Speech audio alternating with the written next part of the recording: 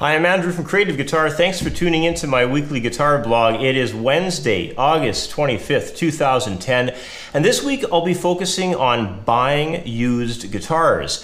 You know, with the economy being as terrible as it is, a popular subscriber question has been reading something like the question I got the other day from Nick.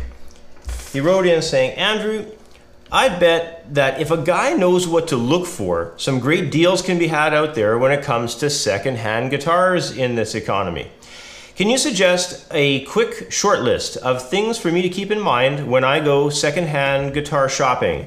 That's from Nick in Alabama. Well, you know, Nick, I just so happen to have a guitar right here that I picked up through the weekly classifieds not too long ago. I'm going to walk through what you can keep in mind with a few points to remember when you are perhaps out and about possibly buying a used guitar. So just before we get into the guitar that we're going to look at, I wanted to go through this list that I put together for the video on buying used. So the first point that I put on there is what's the overall condition? You know, how many paint chips, missing screws, bangs and dents and divots does it have in it? Just take a quick overall look. If it's really just too many for you, maybe just walk away right at that point. The neck and the frets, you know, want to make sure that your neck is straight and the frets are in fairly decent condition. I mean, a lot of that, you know, to do with the frets can be repaired, but you know, the less work you have to obviously do to it, less money you have to put into it, the better. The next one is signs of possible serious past repairs.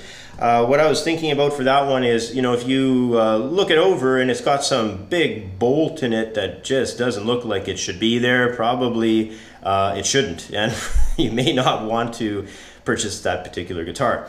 So if there's some, you know, real noticeable repair job that's been done and you just got a bad feeling about it, walk away. Don't bother with it. Go with your gut on that one. The next one, if it's an electric or you know, an acoustic electric, plug it in, see how it plays.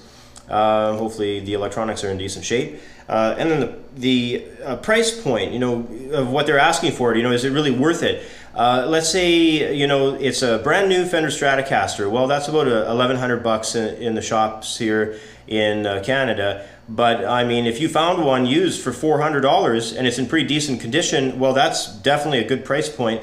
If it's $800, then, you know, maybe you want to try and offer them a little lower and see if they go for it. And if they don't phone you back, well, then maybe it's not, you know, it's not a deal. What you're kind of looking for here is a really good deal. The last one, really focus on, you know, how little that they'll take for the guitar.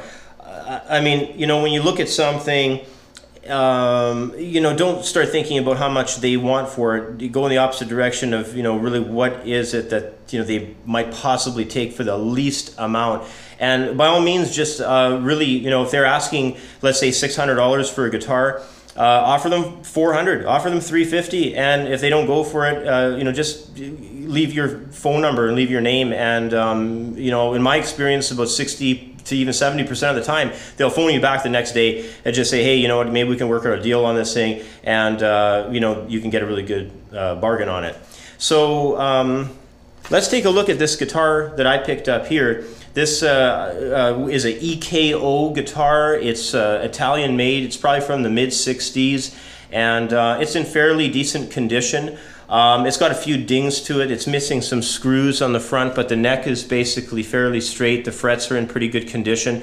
You know, it's got the tuning pegs have been replaced. It hasn't got the original tuning pegs on it, but it all seems to be here, and it functions pretty decent. It does have the odd ding on it. You can see down here, you know, there's a pretty good chunk taken out of it. But overall, it's really not in too bad a condition. I got this thing basically for a steal. You know, I paid like $35 for it, and you know, fixed up and new. Maybe I can take this thing to my workshop and fix it up. You know, just judging from what I've seen these selling for on eBay, I would say it's in decent condition. It's probably going to be, you know, worth when I'm done with it, maybe $500 to $1,000. So yeah, so you know, just proof of you can find some pretty spectacular deals out there.